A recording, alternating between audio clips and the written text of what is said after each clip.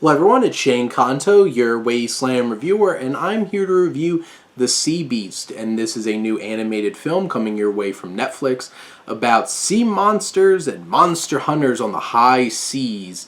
And Karl Urban stars as a very successful monster hunter who looks to become the captain of a world-famous monster hunting ship, who is presently captained by Jared Harris's character.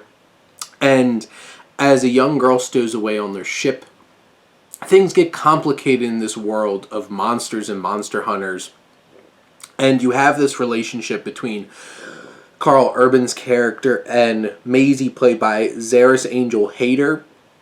And the two of them develop this relationship, and they must survive being out in the world with these sea monsters and the monster hunters.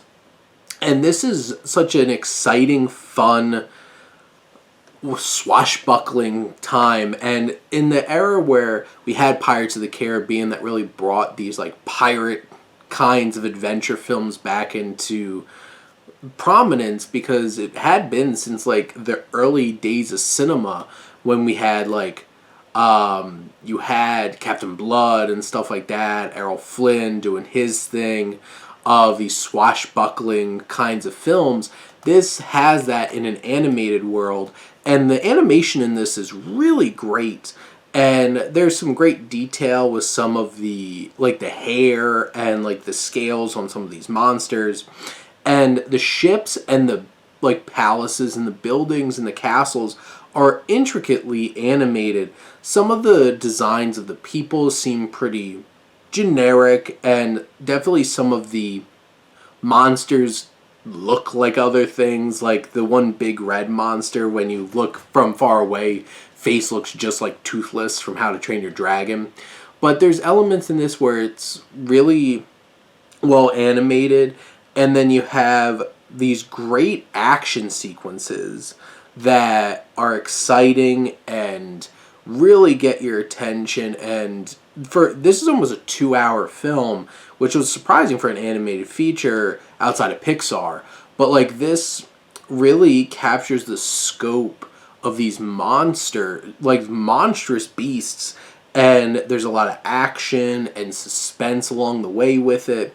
And the sequences where you have these monsters attacking these ships is crazy. It's exciting. It does remind me of the Kraken attacking the ships in Dead Man's Chest and stuff like that. It captures that scale and intensity in an impressive way. And there's a great cast here. Karl Urban does a really fine job here in this leading role. Jared Harris is perfect and gives such an intense performance as the sea captain, this monster hunter. Hator does a nice job bringing a lot of life and into this young girl, this character who gets some moments where she really gets to stick up for herself and confront some powerful people. And then you have Marianne Jean-Baptiste, who plays one of the other pirates, the monster hunters, who is a strong supporting character here. It has some interesting themes that become more prevalent as the film goes on, in terms of legends and legacy and stuff like that. I think this is a high quality film. This is something that Netflix should be proud of, and this definitely goes up there with Over the Moon and Klaus as some of their top tier animation, because a lot of them aren't great.